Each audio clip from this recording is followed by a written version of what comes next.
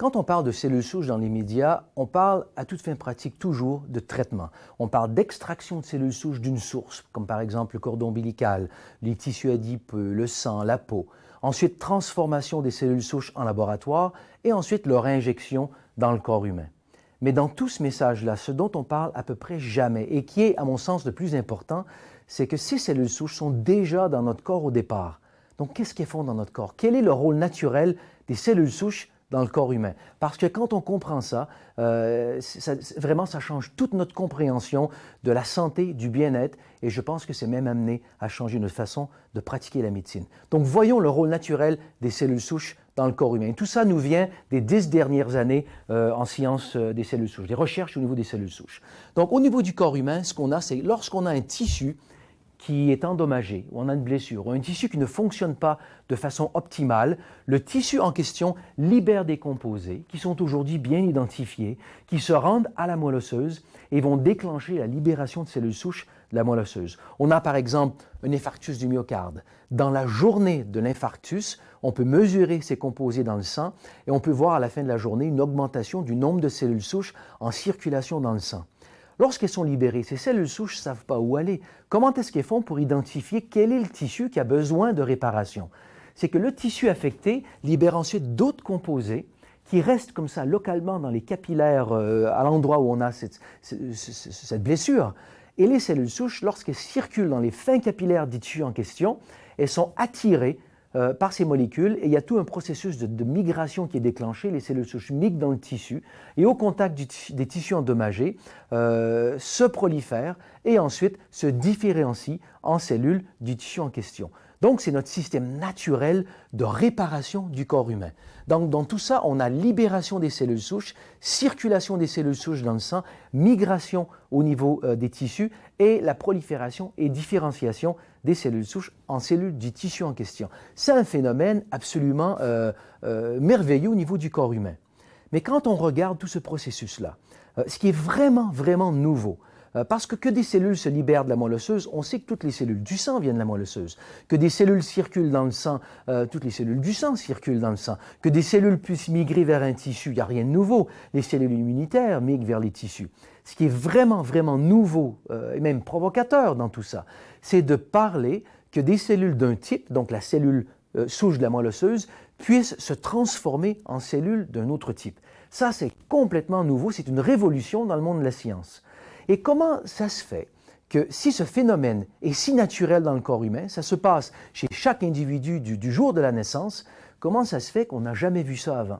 Et c'est simplement parce que la façon traditionnelle d'identifier une cellule, c'est de l'observer au microscope. Ça s'appelle l'histologie. Suivant les caractéristiques physiques visibles d'une cellule, donc sa taille, sa forme, nombre de noyaux, etc., on arrive comme ça à identifier chaque type de cellule du corps humain. Mais c'est impossible de dire qu'aujourd'hui, une cellule du foie, par exemple, était hier une cellule souche. Donc, le processus de transformation est complètement invisible. Donc, il a fallu la découverte d'une méthode qui a permis comme ça de visualiser tout ce processus de transformation. Et cette découverte, eh bien, c'est la protéine fluorescente verte extraite d'une anémone. C'est une protéine qui est fluorescente d'une façon spontanée. Donc, une fois qu'on a la protéine en question, et que comme c'est une protéine, donc c'est facile de la transformer en ADN, donc de dériver son ADN. Et là, si on prend l'ADN et qu'on l'injecte dans le noyau d'une cellule, on a donc une cellule souche qui contient dans son noyau l'ADN pour la protéine fluorescente verte. Si cette cellule migre dans le foie, par exemple, se prolifère et toutes ces cellules deviennent une population de cellules du foie, on regarde ces cellules au niveau du microscope, ce sont des cellules du foie, mais en mettant une lampe fluorescente, elles commencent à briller. Et là, on peut facilement dire que cette cellule du foie était hier une cellule souche. Et donc, ça visualise tout le phénomène. Donc, on fait ça, par exemple, au niveau d'une blessure d'un muscle, et on peut voir que les cellules, le muscle s'est régénéré à partir de cellules qui viennent de la moelle osseuse, des cellules souches de la moelle osseuse.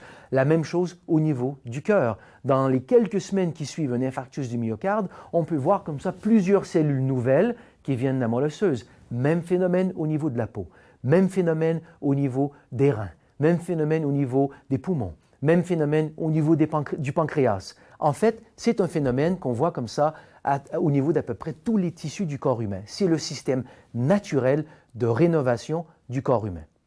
Maintenant, ce qui est pour moi probablement l'aspect le plus provocateur, innovateur, qui est vraiment appelé à changer notre façon de comprendre la santé et le bien-être, mais de pratiquer la médecine, c'est de voir que tout ce phénomène de réparation des tissus, eh bien, se produit également lorsqu'on n'a pas de blessure. Donc, en arrière-plan, chaque jour de notre vie, il y a ce lent processus de rénovation, de renouvellement des tissus. Et à travers tout ce phénomène, toutes ces recherches au niveau des cellules souches, ce qu'on a découvert, c'est que chaque tissu du corps humain, en fait, se renouvelle à des rythmes différents. On a un nouveau foie à peu près tous les 2-3 ans, un nouveau pancréas tous les 4, 5, 6 ans, nouveau poumon tous les 4, 5, 6 ans, un nouveau cœur tous les 25 à 40 ans. La durée ici est absolument sans importance.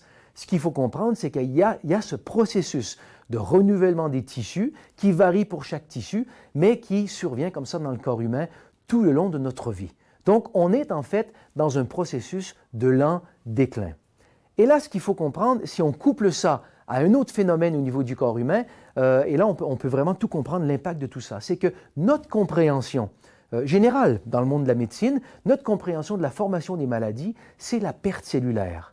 Si on perd les cellules qui font l'insuline, on a le diabète. On perd les cellules qui font la dopamine au cerveau, on a le Parkinson. On perd les cellules qui font T3, T4, on a de l'hypothyroïdie. On perd les cellules de la rétine, on a dégénérescence maculaire. Le développement de n'importe quelle maladie dégénérative est lié à la perte d'un certain type de cellules. Alors la grande question maintenant, c'est qu'est-ce qui fait qu'une personne va développer un diabète, une autre personne c'est un Parkinson, une autre personne c'est une dégénérescence maculaire. C'est toute une série de facteurs et ces facteurs sont bien connus. On parle de notre génétique, donc des risques, des facteurs de risque. On parle de blessures passées, exposition à des toxines environnementales présentes ou passées. On parle de notre capacité à nous reposer, notre stress, donc exposition au stress et notre capacité à manager ce stress, à gérer ce stress. On parle de notre style de vie, notre alimentation, attitude mentale. On peut voir comment tous ces facteurs constituent un ensemble qui est vraiment unique à chaque individu. Donc cet aspect tous ces éléments qui constituent cette pression sur le corps humain, aujourd'hui, la médecine ne regarde que ça. Tout n'est qu'un processus de déclin jusqu'au jour où certains symptômes apparaissent et on perd comme ça notre santé. Et là, ce qu'on découvre avec toute cette information au niveau des cellules souches, c'est qu'il y a un autre aspect à tout ce phénomène. On a aussi la réparation des tissus. Parce que si on a par exemple un nouveau pancréas, par exemple, tous les 4 ans. Et là, le temps, encore une fois, n'est pas important. Prenons simplement ça de façon conceptuelle. Si j'ai un nouveau pancréas à tous les 4 ans, donc à 40 ans, j'ai eu une dizaine de pancréas. J'ai renouvelé mon pancréas au moins une dizaine de fois. Donc, si je n'ai pas de diabète, ça veut dire que la perte des cellules du pancréas n'est pas la cause du diabète. Donc, on découvre en fait que tout est un élément de balancier. C'est un équilibre entre perte cellulaire et régénération des tissus. D'un côté, on a cette perte cellulaire plus ou moins rapide suivant toute une série de facteurs, mais de l'autre côté, on découvre qu'on a aussi un processus de réparation des tissus. Donc, ce n'est pas une question de perte, c'est une question d'équilibre et on perd la santé lorsque cet équilibre est perdu.